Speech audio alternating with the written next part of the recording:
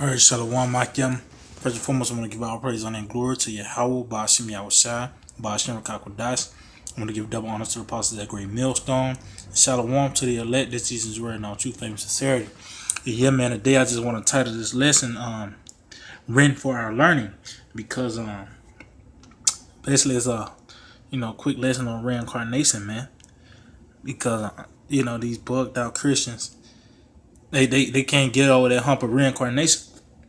You gotta understand, the Lord, He do everything happens for a reason. Does nothing happen that the move that He make is not in vain. Just a quick example. Matter of fact, let me get John real quick. With John 9:1, it says, "And Yahushua passed by, he saw a man which was blind from his birth. And his disciples asked him, saying, Master, who did sin, this man or his parent, that he was born blind?" So yeah, they understood that people come out with disabilities, and they understand that that's their judgment, man, from their past life. They understood that, man. And just like now, people come out, they come out slow. A lot of people come out with two or three fingers, one arm, whatever the case may be, man. That's matter of fact. Let me get that in Ecclesiastes. Matter of fact, this is Ecclesiastes 3:16. It says, and moreover, I saw under the sun the place of judgment. See, and what's under the sun? The earth, man. Because people believe that when you die, they take you to I think it's called purgatory, where you just wait, see what your judgment is going to be. Is you're going to go to heaven or hell? Well, your judgment is played out on the earth, man. That's why it's everything, because everything can kill you, man. You can have too much oxygen. You can't, too much of anything can kill you. It just, but the point I'm making, man, is that is reincarnation, man. Basically, the under the earth is because how if the Lord created a new soul, He won't place him on the earth, because the earth is under the sun is the place of judgment, man. That's where the judgment happens, is on the earth. So the Lord put a new soul on the earth. Yeah, I mean, how can you see? That's the point of you Christians, you bugged out Christians, man. But yeah, this just a reincarnation scripture, man. Let me just get the scripture where I titled this lesson. This Romans 15:4 said, "For whatsoever things were written aforetime were written for our learning, that we through patience and comfort of the scriptures might have hope." So yeah, everything that were written aforetime was written for our learning, man. So you can use the scriptures as a study guide, man. It was written for our learning. The Lord put men through certain things. Because we're gonna have to go through those things. Matter of fact, if I move on, let me get this in Sirach 2. It's like in Sirach 2. Let's see, let's see.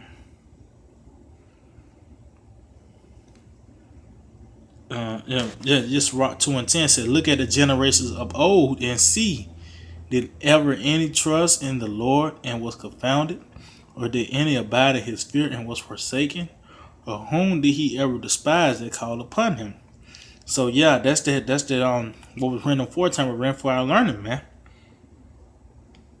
That's why I said look at the generations of old, because the Lord, He set examples. He put Job through certain things. Look at Daniel, man. Daniel in the lion's den. He put these men through certain things so we can read it, man. Because on the day of Jacob's trouble is fast approaching, man. But that lets you know that because that how can you how can you just the Lord He's perfect, man. You know, you know, you go out the scripture because you got to understand the spirit of Yahweh Shai is the spirit of prophecy, man. And we understand he come in the volume of the book. So, you know, even though this people, this is an ancient book, people always equate it to the old days, man, the ancient days. You know what I mean? But you got to understand that this is this scripture is full of prophecies, man. It's written for the day. Matter of fact, this is matter of fact, let's see, Revelations chapter 10. Let's see, is it 9?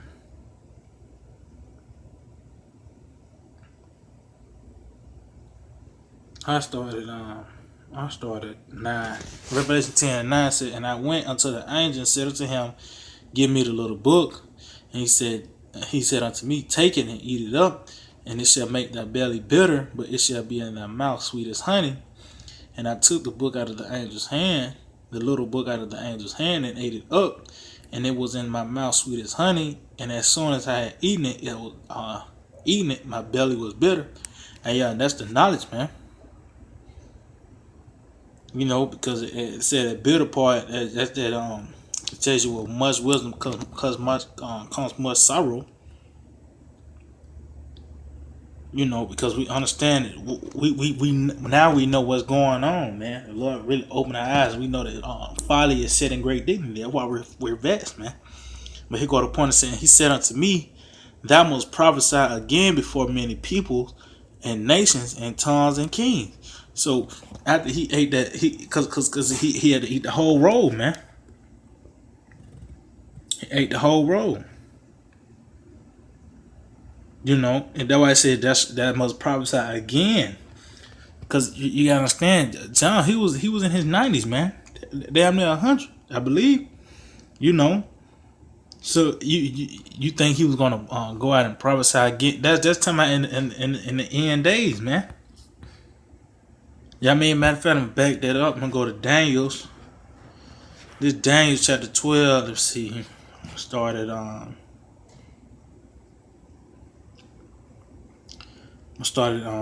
verse 13. This Daniel 12:13 said, but go thy way to the end be, for thou shalt rest and stand in thy lot at the end of the day. So yeah, and that's what you see now.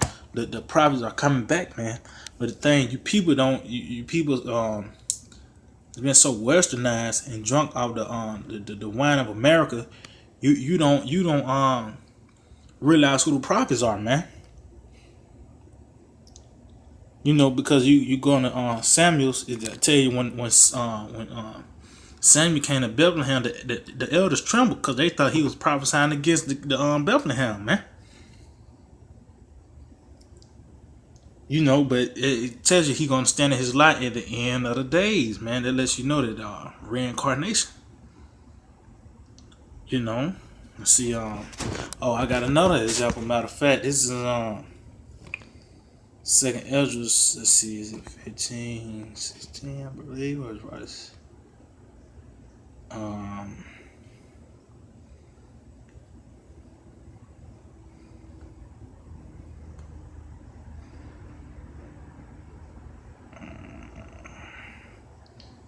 I think it's 16. Let's see. Yeah, this Second Esdras 16 and 17. It says, woe is me, who will deliver me in those days?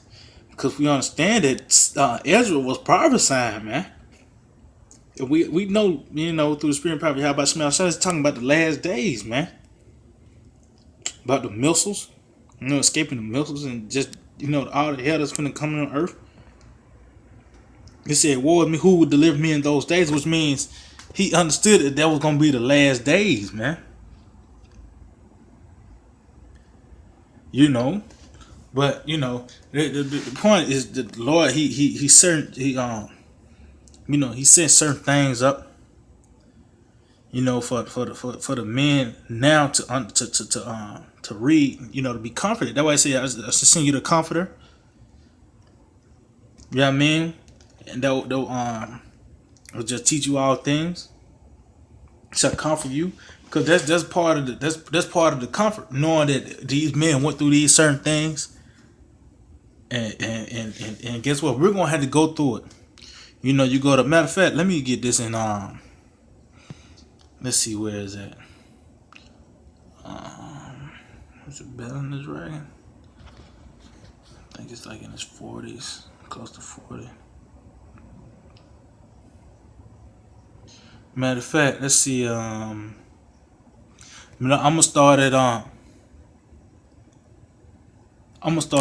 32. I just ended off with this because the quote I had read was looking at the prophets of old. You know, and you know what I mean. Matter of fact, let me get that real quick before I go back to that. This Sirach 2:10. It says, "Look at the generations of old and see Look at the generations of old and see, did ever any trust in the Lord and was confounded, or did any abide in his fear and was forsaken, or whom did he ever despise that called upon him?" So yeah, and guess what? The Lord put Daniel through this, man. Alright, this is Building the Dragon. I'm gonna start at verse 32. It says, and in the den there were 7 lions, and they had given them every day 2 carcasses and 2 sheep, which then were not given to them to the intent that they might devour Daniel. Now there was a prophet called Habakkuk, who had made pottage and had broken bread in a bowl and was going into the field for to bring it to the reapers. But the angel of the Lord said unto Habakkuk, "Go carry the dinner that thou hast into Babylon unto Daniel, who was in the lion's den." And Habakkuk said, "Lord, I never saw Babylon, neither do I know where the den is." Then the angel of the Lord took him by the crown and bare him by the hair of his head, and through the vehemency of his spirit set him in Babylon over the den. So that's an example, man. That was written for our learning, man. You know, because we understand the famine, especially over here in America. You know, people are geared to eat, man. This is the most obese country in the world, man. People are, that 3 meals a day. I mean, well, there's gonna be a day where people don't. This food's gonna be scarce. We already understand that the food is already jacked up. The chemicals that's in the food now. You know, you might get through eating a burger from, from Jack's or Wendy's. Man, an hour later you hungry again, man.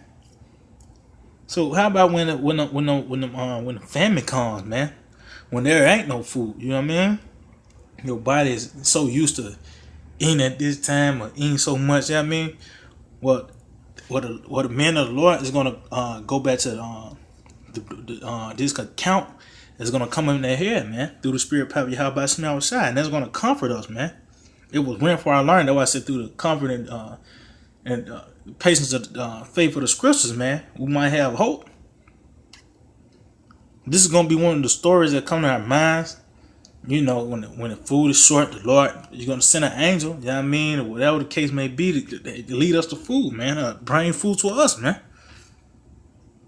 Believe Elijah, the Lord had Raven send bring Elijah food.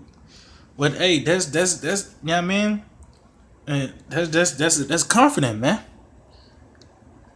And it lets you know that there's because the Lord ain't just gonna just put those men through now just for them to just go through it. We're gonna have to go through it too, man. Matter of fact, I'm gonna get a quick precept, and I just ended up with this. This is 1 Corinthians 14 and 32. It says, and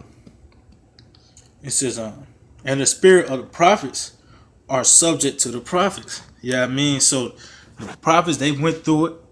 Yeah, I mean, the prophets now today is going to go through it, man. That's why I said, look at the generations of old. No, the same guys, y'all went through it. Y'all gonna have to go through it again, man. But then I just hope they will edify Akim. Till the next time, I just want to say shalom.